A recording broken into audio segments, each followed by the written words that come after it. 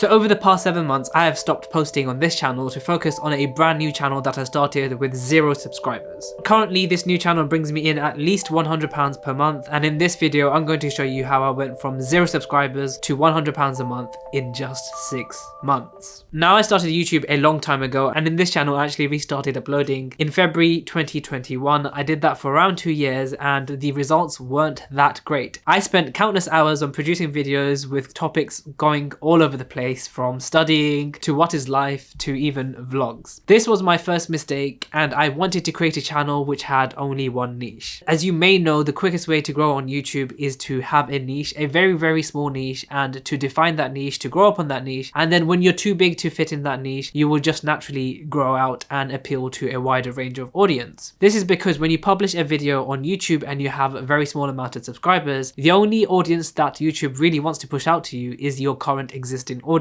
This is because it doesn't want to take a risk on showing your videos to an audience that might not want it. And it's the YouTube algorithm's way of figuring out, what kind of people are actually interested in your content. So I started a new channel just on finance, a topic that I was becoming increasingly more interested in. And I thought I could talk about finance till the cows come home. And even though I already had an existing audience on this channel, about 2,000 people, I didn't think that finance content posted on here would actually convert into many viewers, and instead I opted to go down the route of starting with 0 subscribers. Now, I know from experience going from 0 to 1,000 is one of the hardest journeys that you probably ever face on the internet, because it is grueling, it is testing, and honestly you have to be making videos for at least a year in order to see the money coming in. However, with all the experience that I learnt building this channel up to 1,000 subscribers and more, I used all these skills, and I'm going to talk you through exactly what I did. So the first thing in creating my new channel was to not actually advertise this channel on any of my social media accounts. This is because your first few hundred subscribers are the most important subscribers in terms of YouTube figuring out who your audience is. If you tell your friends to subscribe, most likely they will subscribe. However, they will actually never watch your videos. Even if they watch your videos to support you, they will click on it and click off within 20 seconds. This sends a very negative signal to the YouTube algorithm, signaling that people aren't actually watching your videos and maybe your videos are clickbait. This is a system that YouTube has built to actually prevent clickbait. When people click on a thumbnail expecting a certain type of video, they click away from it quickly because it is actually clickbait, and it signals YouTube that this content is not what people are watching. So therefore, one of the worst things that you can do on beginning a new channel is to go on forums, to go on Facebook groups and asking people to subscribe. I completely stayed away from this. In fact, many of my friends were asking, what is your new channel? Let me subscribe to it. And I was like, no,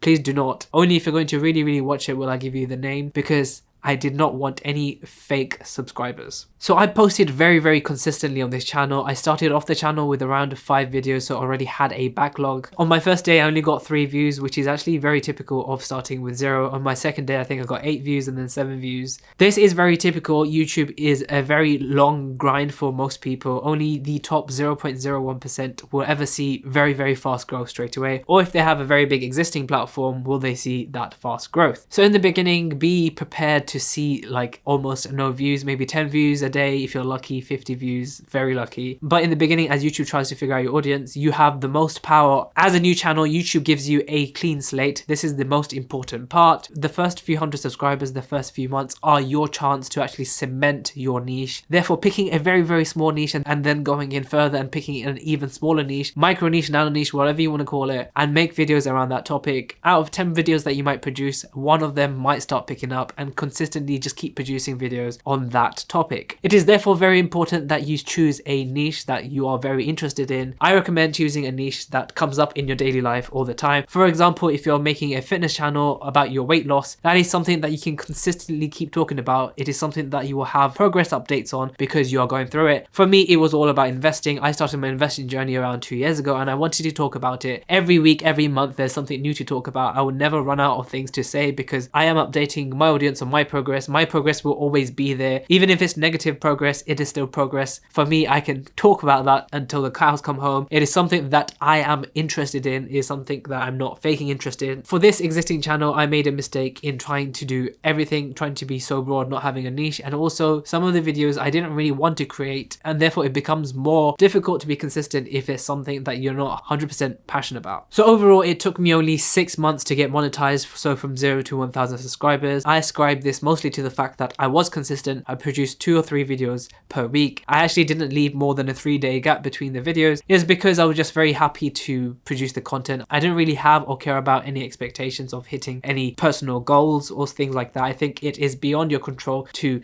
actually get subscribers, to get views. The only thing that you can do is to improve your videos. One big tip that I have is to cut out your intros. Honestly, I've watched so many videos of people in my niche. I literally studied my niche, and there are certain people that take 40 seconds. I've timed this to get into what the video is about. They will start off by probably saying hello and welcome to this video, my name is this, in this video we're going to be talking about this, and then spend 20 seconds about how you should subscribe to the channel and hit a thumb button or something for the YouTube algorithm. Honestly, people will click off way before that 40 seconds and you're just wasting people's time. For me, get straight into the video please, and then if you really have to say it, ask for a like or something. But it brings me on to my other tip, is to never ask for subscribers. Well, that really worked for me. In most of my videos I didn't once ask for subscribers or pause the video for a like button or things like that. If people like your content, I'm sure they will like your content, or if they want to subscribe, they will subscribe. However, interrupting your videos and putting in a section on how they should subscribe doesn't go down well with me, and also it does interrupt the flow. The thing that YouTube is looking for the most important thing is your average view duration. How long are people watching your videos for? If you interrupt your videos on purpose, you are going to interrupt people's attention spans. They're going to click off even if they were really enjoying the video and they were okay with you stopping and asking for subscribers. It's going to break the attention span, and within a minute or so they probably will go to another video, or they'll look for another distraction, maybe go on their phone and start going on Instagram or something, and then leaving YouTube altogether. That sends a negative signal. If people are watching your videos and then leave YouTube hates that, because YouTube's main goal is to increase the amount of time